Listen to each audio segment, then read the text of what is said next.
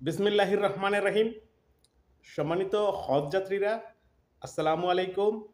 আমি তোফাইল আহমেদ সৌদি আরব থেকে আবারও ২০২৫ সালের হজের নিবন্ধন বিষয়ক একটি গুরুত্বপূর্ণ ভিডিওতে। সম্মানিত হজ যাত্রীরা, আপনারা জানেন যে হজের নিবন্ধনের আজ শেষ দিন।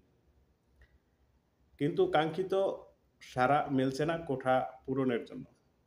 কেন কোঠা পূরণ হচ্ছে না সেই বিষয়ে বিমান ভাড়া কমাতে মন্ত্রণালয়কে চিঠি দিয়েছে ধর্ম মন্ত্রণালয়। এমন একটি নিউজ আজ বাংলাদেশের সকল পত্রিকায় উঠে এসেছে। প্রথমে পত্রিকার এই নিউজটি বিমান ভাড়া কমানোর বিষয়ে এই নিউজটি আপনাদের সামনে তুলে ধরছি, তারপরে বিস্তারিত আলোচনা করব। হজের নিবন্ধনে সাড়া কম, বিমান ভাড়া কমাতে মন্ত্রণালয়ে চিঠি। আগামী বছর হজে যেতে নিবন্ধনের সময়সীমা শেষ হচ্ছে আজ রবিবার। গত বৃহস্পতিবার রাজ পর্যন্ত সরকারি বেসরকারি মিলে নিবন্ধন করেছে ৫৫,৬৫২ জন হজযাত্রী। অথচ কোঠা অনুযায়ী বাংলাদেশ থেকে হজে যেতে পারবে ১,২৭,১৯৮ জন। অর্থাৎ এখনো পর্যন্ত কোঠা খালি ৭১,৫৪৫টি। আর মাত্র একদিন সময় বাকি থাকলেও কাঙ্ক্ষিত সাড়া মিলছে না হজ নিবন্ধনের।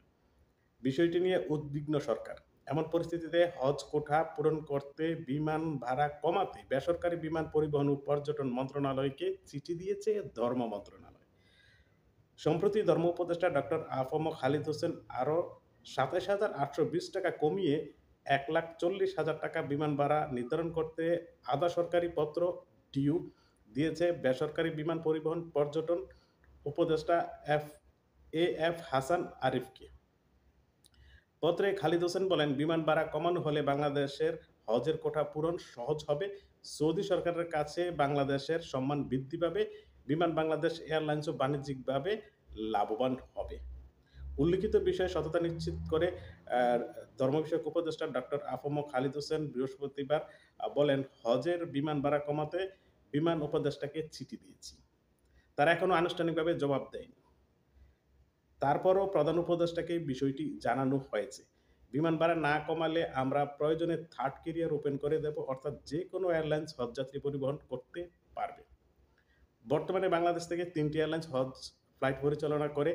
এর একটি রাষ্ট্রীয় পতাকাবাহী বিমান এয়ারলাইন্স, বাকি ২টি এয়ারলাইন্স সৌদি ও ফ্লাইনেস। এখানে আমি একটু উল্লেখ করি, 50% পরিবহন করে বাংলাদেশ বিমান এয়ারলাইন্স আর বাকি 50% সৌদি এয়ারলাইন্স। আর সৌদি এয়ারলাইন্স থেকে 15% সৌদি আরবের একটা প্রাইভেট এয়ারলাইন্স, রাষ্ট্রীয় প্রাইভেট এয়ারলাইন্স ফাইন্যান্সকে ওরা 15% দিয়েছে, সেটা বাংলাদেশের কোঠা থেকে নয়। গত ৩০ অক্টোবর ২০২৫ সালের জন্য হজে যেতে সরকারিভাবে ২টি প্যাকেজ ঘোষণা করে সরকার। ঘোষিত সাশ্রয়ী প্যাকেজ অনুযায়ী খরচ ধরা হয়েছে ৪,৭৯,২৪২ টাকা। অন্য প্যাকেজে ধরা হয়েছে ৫,৭৫,৬৮০ টাকা। এসব প্যাকেজে ২০২৪ সালের চেয়ে বিমান ভাড়া অন্তত ২৭,০০০ টাকা কমানো হয়েছে। কিন্তু আ এই বছর যে প্যাকেজ ধরা হয়েছে সেটি আপনারা ইতিমধ্যেই জানেন যে খাবারের খরচ এবং কোরবানির খরচ সাথে ধরা হয়নি। সেটি এখানে নেই। তবে আমি এই খবরটা কন্টিনিউ করছি। তবে সরকারি প্যাকেজ খাবারের টাকা ৪০,০০০ টাকা, কোরবানির জন্য ৭৭৫ রিয়াল আলাদাভাবে নিতে বলা হয়েছে হজযাত্রীদের। গত বছর খাবারের টাকা প্যাকেজে যুক্ত ছিল। সরকারি প্যাকেজের সঙ্গে সমন্বয় করে বেসরকারি এজেন্সির মালিকরাও একাধিক প্যাকেজ ঘোষণা করেন। পাশাপাশি তারা বিমান ভাড়া কমানোরও দাবি করে আসছেন। ধর্ম উপদেষ্টার চিঠিতে বলা হয়, ধর্ম বিষয়ক মন্ত্রণালয় ও এজেন্সির মালিকদের আপত্তি সত্ত্বেও বিগত ২৩ ও ২৪ সালে হজযাত্রীদের বিমান ভাড়া স্বাভাবিকের চেয়ে অতিরিক্ত নির্ধারণ করা হয়। এতে হজযাত্রীদের সংখ্যা ব্যাপকভাবে কমে যায়। ২০২৫ সালে হজযাত্রীদের বিমান ভাড়া ১,৬৭,০০০ টাকা নির্ধারণ করা হয়েছে। বিগত ২ বছরের তুলনায় ভাড়া কমানো হলেও সাধারণ জনগণ সামাজিক যোগাযোগ মাধ্যমে বিমান ভাড়া নিয়ে ব্যাপক সমালোচনা হচ্ছে। এই বিষয়ে জাতীয় নিরাপত্তা গোয়েন্দা সংস্থার প্রতিবেদনে জানানো হয়েছে, বিমান ভাড়া আরও কমানো না হলে হজের কোটা পূরণ হওয়ার আশঙ্কা রয়েছে। গত ২ বছরে তো হয়নি, সেটা তো আমরা দেখছি আশঙ্কা কি। এছাড়া এজেন্সির মালিকদের পক্ষ থেকে বিমান ভাড়া কমানোর জন্য লিখিত আবেদন করা হয়েছে। বিষয়টি স্বাগত জানিয়ে এজেন্সির মালিকদের সংগঠন agency association of Bangladesh hub এর সাবেক মহাসচিব ফরিদ মজুমদার। তিনি বলেন, আমরা দীর্ঘদিন ধরে বিমান ভাড়া কমানোর দাবি জানিয়ে আসছি, কিন্তু সরকার পাত্তা দিচ্ছে না। যে প্যাকেজ ঘোষণা করা হয়েছে তাতে হজের সময় মিনা আরাফায় জামারা থেকে দূরে তাঁবুর ব্যবস্থা করা হয়েছে। সাধারণ প্যাকেজে হারাম শরীফ থেকে হজযাত্রীদের বাড়ির ৩ থেকে ৪ মাইল দূরে রাখার কথা বলা হয়েছে। এসব কারণে প্যাকেজ মূল্য অস্বাভাবিক হওয়ায় মানুষ হজে যেতে অনীহা দেখাচ্ছে।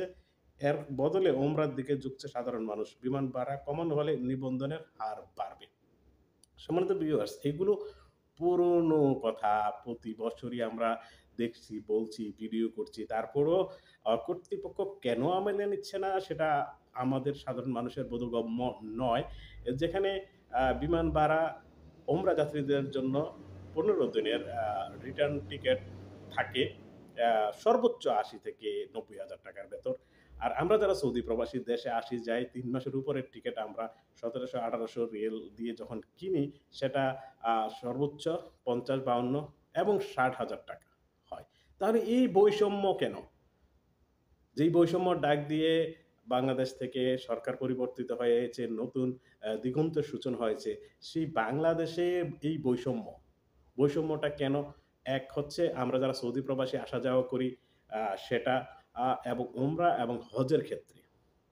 এই বিশাল পার্থক্যগুলো কেন? আপনারা জানেন যে ২০২৩ সালে ছিল ১,৯৬,০০০ টাকা। ২০২৪ সালে ছিল ১,৯৪,০০০ টাকা। বিমান ভাড়া, শুধু বিমান ভাড়া রে ভাই, বিমান ভাড়া। আর আমি সৌদি আরব থেকে গত ১.৫ দশকে ৭-৮ বার আসা যাওয়া করেছি। সেখানে সর্বোচ্চ আমি ১৮০০ রিয়াল দিয়ে টিকেট ক্রয় করেছি। ১৮০০ রিয়াল আজকের দিনের ৳৩২.৫০ করে হিসাব করুন না।